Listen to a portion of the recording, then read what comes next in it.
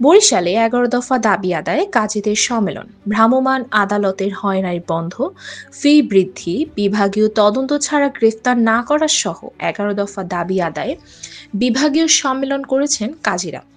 আজ দুপুরে নগরীর মডেল মসজিদে বাংলাদেশ মুসলিম নিকাহ রেজিস্ট্রার সমিতির বরিশাল বিভাগীয় শাখার আয়োজনে বাংলাদেশ মুসলিম নিকাহ রেজিস্ট্রার সমিতি বরিশাল বিভাগীয় আহ্বায়ক আলহাজ মাওলানা কাজী মোহাম্মদ ফারুক আজমের সভাপতিত্বে প্রধান অতিথি ছিলেন বাংলাদেশ মুসলিম নিকাহ রেজিস্ট্রার সমিতির সভাপতি মাওলানা শাহ মোহাম্মদ নেসারুল হক। এ সময় বক্তারা বলেন, কাজীদের এলাকা কর্তন বন্ধ ও জেলা পর্যায়ে উপদেষ্টা পরিষদের গঠন করে স্থানীয় কাজীদের যুক্ত করতে হবে।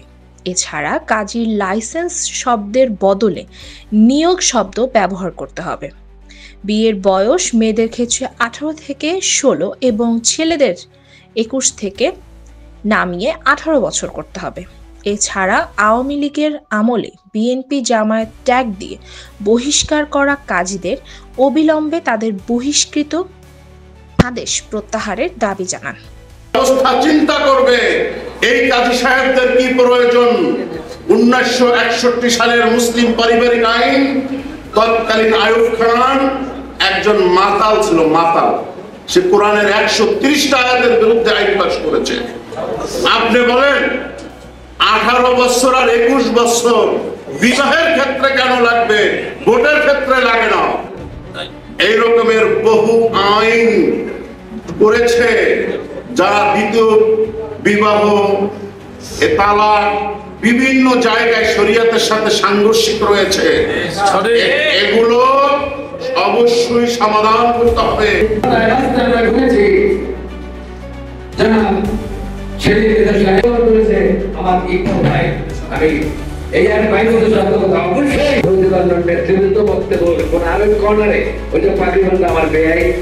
আল্লাহ রাব্বুল আলামিন আপনি আমাদের সকলকে একত্রিত হয়ে এই কাজী সরিষার লাল টুপি, সরিষার পায়জামা, পাঞ্জাবি অনেক